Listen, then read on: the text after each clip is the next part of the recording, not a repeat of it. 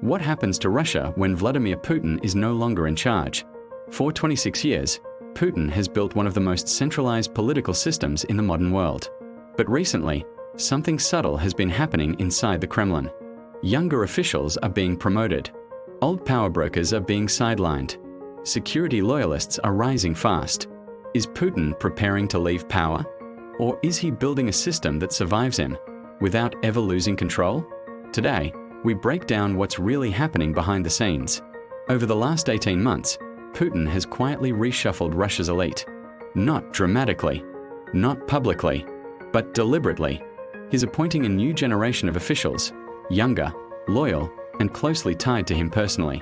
This isn't about reform. It's not about modernizing the economy.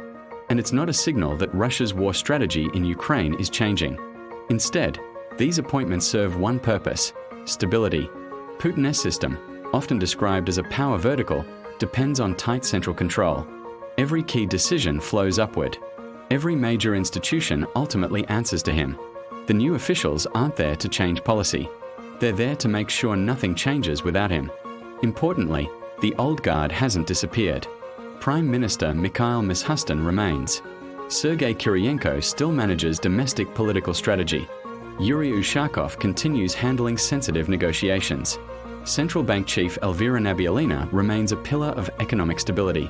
And powerful figures from Putin's St. Petersburg days still run strategic assets. Igor Sechin at Rosneft, German Gref at Sberbank, Alexei Miller at Gazprom. But here's the key shift. Many of these longtime figures are aging. Some are less influential, and the system is slowly being recalibrated around newer faces. The question isn't whether they're loyal. The question is whether they're replaceable. So who is rising? The fastest risers share something important: proximity to Putin. Some worked directly in his security detail. Others are children of longtime associates. For example, Dmitry Patrushev, son of Nikolai Patrushev, one of Putin's most trusted allies, now serves as Deputy Prime Minister. Kirill Dmitriev, head of Russia's sovereign investment fund and reportedly close to Putin's inner circle, has taken on a larger role in talks with the United States, sometimes eclipsing Foreign Minister Sergei Lavrov. Even officials without deep personal ties, like former prosecutor Igor Krasnov, have been elevated to positions that increase control over the judicial system. This isn't random. It's strategic consolidation. But there's a downside. There is the hidden risk of hyperloyalty. When promotions are based primarily on loyalty, especially personal loyalty, you reduce independent decision-making. And in a highly centralized system, that can become dangerous. We've already seen warning signs. In 2023, during Yevgeny Prigozhin's mutiny, the Kremlin's response was slow and disjointed. In March 2024, after the Crocus City terror attack in Moscow, initial coordination problems were visible again. As power concentrates further, flexibility decreases.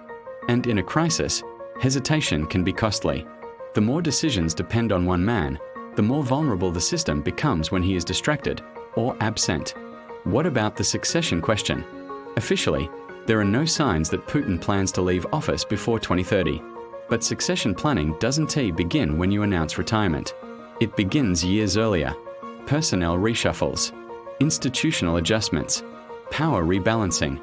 The Kremlin has clearly studied what happened in Kazakhstan. In 2019, longtime leader Nursultan Nazarbayev handed the presidency to Kassym-Jomart Tokayev while trying to retain influence behind the scenes. At first, it worked. But after violent protests in 2022, elite loyalties shifted, and Tokayev consolidated real power. For Putin, that scenario is unacceptable.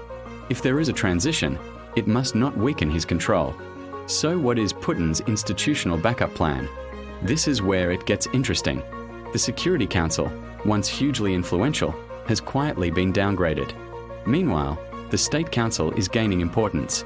Led by Alexei Duyumin, a former Putin bodyguard and trusted loyalist, the State Council coordinates domestic and foreign policy. Young regional governors are being brought into its subcommittees. This matters, because one possible future looks like this. Putin transfers day-to-day administrative responsibilities to the State Council, while remaining the ultimate arbiter above it. A system where he steps back from the presidency, but not from control. Is that feasible?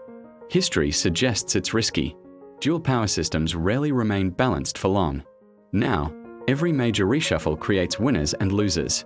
When long-standing elites see their influence reduced, tensions rise. So far, Russia's elite has shown no sign of open resistance. But succession politics aren't about public opposition. They're about quiet shifts in loyalty. If younger officials owe their careers directly to Putin, they are less likely to pivot. But if the system begins to look uncertain, elite alignment can change quickly, as Kazakhstan demonstrated. So, is Putin preparing to leave? There's no clear evidence of an imminent exit, but there is clear evidence of system reinforcement. He's strengthening loyal networks, rebalancing institutions, reducing reliance on aging power brokers, and minimizing the risk of losing control in any transition scenario. The real strategy may not be about succession at all. It may be about ensuring that no matter what happens, Putin remains the central node of power, whether inside the presidency or above it. But here's the paradox. The more centralized the system becomes, the harder it becomes to manage shocks without him. And that's the risk built into the very structure he created.